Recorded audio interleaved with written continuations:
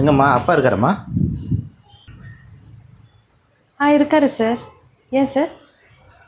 தொகுதி எம்எல்ஏ வந்திருக்காருமா. இப்போ எலெக்ஷன் வருது இல்லையா, ஓட்டுக்கு 1000 ரூபாய் தராராம்.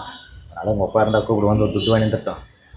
ஏன் சார், ஒரு ஓட்டுக்கு 1000 ரூபாய்னா வருஷத்துக்கு 365 நாள். அப்போனா 5 இயர்ஸுக்கு 1825 டேஸு. ஓட்டுக்கு 1000 ரூபாய் கொடுக்குறேன்றீங்கல்ல, அப்போனா 5 வருஷத்துக்கு கணக்கு போட்டால் ஒரு நாளைக்கு 55 பைசா ஆகுது.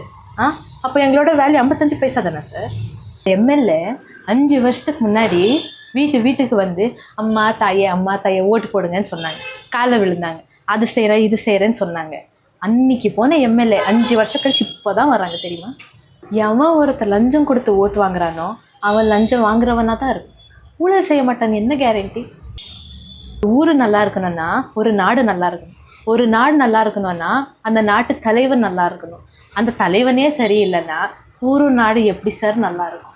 எல்லாம் செய்கிறேன்னு சொல்லிட்டு ஜெயிச்சுட்டு போன அந்த எம்எல்ஏ இப்போது ஏசி ரூமில் உக்காந்து மக்களை பற்றி சிந்திக்கிறதில்ல. ஜெயிச்ச அப்புறம் பணத்தை எப்படி கொள்ளடிக்கிறதுன்னு யோசிக்கிறதுக்கு 1 வருஷம், கொள்ளடிச்ச பணால எப்படி பாதுகாப்பு பண்ணுறதுன்னு யோசிக்கிறதுக்கு 1 வருஷம், கொள்ளடிச்ச பணத்தை எப்படி பதுக்கி வைக்கிறது, எப்படி பாதுகாக்கிறது அப்படின்னு யோசிக்கிறதுக்கு 1 வருஷம், அந்த பணத்தை எங்கே முதலீடு பண்ணுறது, என்ன செய்கிறதுன்னு யோசிக்கிறதுக்கு 1 வருஷம். இதுலேயே 4 வருஷம் போயிடுச்சு.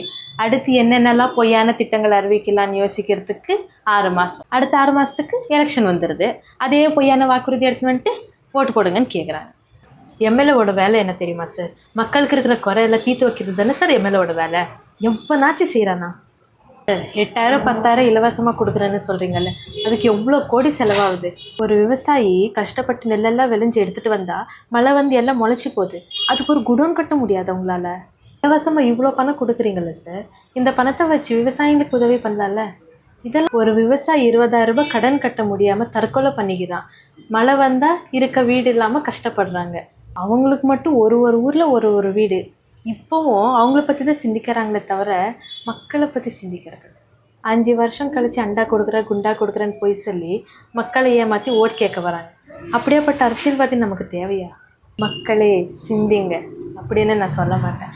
ஏன்னா நீங்கள் ஆல்ரெடி சிந்திச்சிட்டிங்க, பிளானும் பண்ணிட்டீங்க யார் வரணும் யார் வரக்கூடாது. அரசியல்வாதிகளே, உங்களுக்கெல்லாம் ஒன்று சொல்கிறேன். மக்களெல்லாம் இப்போது கேள்வி கேட்க ஆரம்பிச்சிட்டாங்க.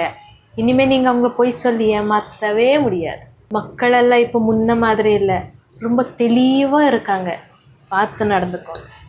நாங்கள் கண்டிப்பாக ஓட்டு போடுவோம், ஆனால் ஓட்டை விற்க மாட்டோம். யாருக்கு போடணும்னு எங்களுக்கு தெரியும். நீங்கள் போங்க சார்.